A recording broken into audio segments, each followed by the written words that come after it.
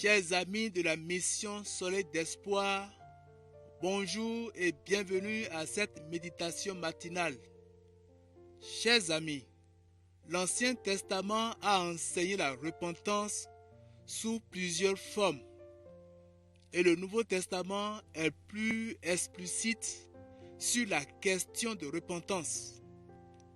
Ainsi, nous pouvons dire que le Nouveau Testament nous a révélé l'ombre de la repentance et le chemin par lequel prendre pour l'obtenir.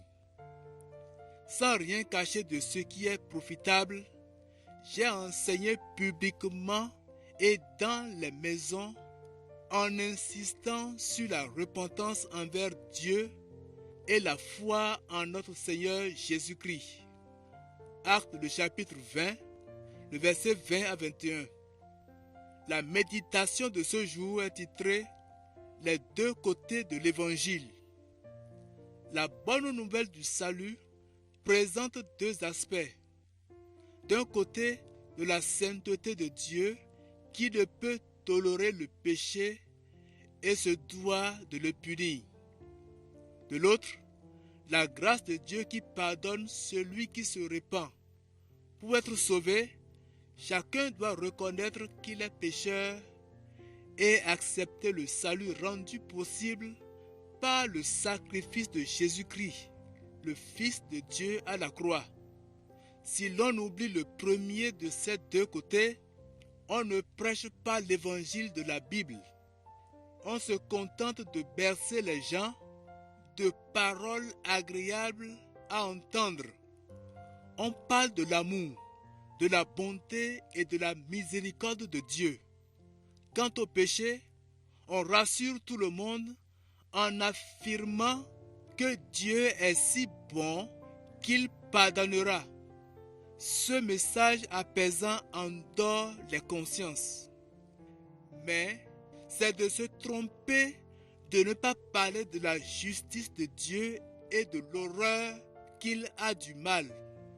C'est un faux évangile qui occulte la gravité du péché et la sainteté de Dieu, tout aussi réel que son amour. Le vrai évangile déclare à l'homme qu'il est un pécheur perdu et qu'il mérite le jugement divin. Son orgueil a du mal à admettre ce message dont le résultat, lorsqu'il est reçu dans la conscience et le cœur, est de produire d'abord une tristesse et une repentance salutaire, et non de joie. 2 Corinthiens le chapitre 7, le verset 10. Mais Dieu est amour, et l'évangile est bien une bonne nouvelle, car il nous explique que Jésus a pris nos péchés à sa charge et a en subi le châtiment. C'est alors avec une grande joie que le croyant peut dire « Le Fils de Dieu m'a aimé et s'est livré lui-même pour moi ». Galates 2, le verset 20. Nous voici à la fin de notre méditation. Merci d'avoir médité la parole de Dieu avec nous. Que cette parole puisse produire de fruits dans votre vie tout au long de cette journée et que le Dieu de grâce vous accompagne, vous bénisse. Nous vous donnons rendez-vous demain matin. Remercions le Seigneur pour nous avoir sauvés, pour qu'il nous donne également la joie de notre salut. Que Dieu vous bénisse. Shalom.